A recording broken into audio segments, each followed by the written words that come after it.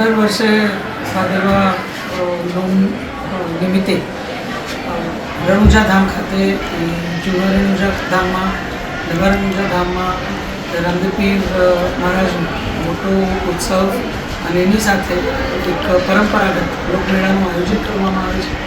માત્ર ગુજરાતમાંથી નહીં પણ દેશના અન્ય રાજ્યોમાંથી પણ ખૂબ મોટી સંખ્યામાં શ્રદ્ધાળુઓ આ મેળામાં ભાગ લેતા હોય છે. અહીંયા જે ભંડારો હોય છે એ ભંડારામાં પ્રસાદી પણ લેતા હોય છે, દર્શનનો લાવો લેતા હોય છે અને આપણી કાતીગઢ જે લોકમેળાની પરંપરા છે એને પણ માણતા હોય છે. તો પાવનધામમાં બે જગ્યાએ જૂનું રણુજા હોય કે નવું રણુજા હોય ત્યાં દેવસ્થાન સમિતિના સર્વે ટ્રસ્ટીઓ અને સંચાલકો ખૂબ સારું અને સુચારું આયોજન કરે છે. હજારો અને લાખોની સંખ્યામાં જે ભક્તજનો અહીંયા દર વર્ષે પ્રવાસ કરે છે દર્શન માટે અને મેળા માટે, એ લોકોને કોઈ દિવસ કોઈ તકલીફ ના થાય અને એમની આખી રહેવાની જમવાની બધી જ વ્યવસ્થાઓ સુચારુ રીતે જળવાય એ દિશામાં પણ ખૂબ સારી રીતે આખું આયોજન થતું હોય છે.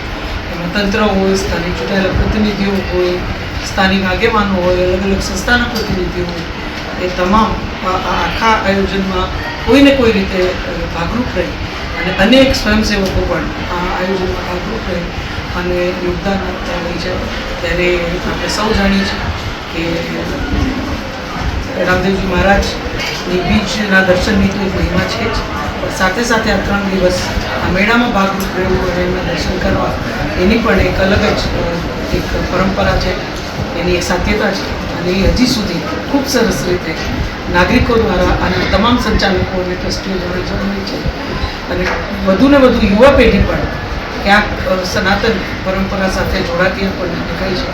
તો આ તમામ જે પ્રયત્ન છે એ બદલ તમામ ટ્રસ્ટીઓને અને નાગરિકોને પણ આ તકે ખૂબ ખૂબ શુભકામનાઓ પાઠવું છું અને રામદેવજી મહારાજના આશીર્વાદ હંમેશા બધા પર જીવન એવી આ તકે. સાંજ સમાચાર ફેસબુક પેજને લાઇક કરો, વિડીયો શેર કરો અને વધુ વિગતવાર સમાચાર માટે sanssamachar.net વિઝિટ કરો.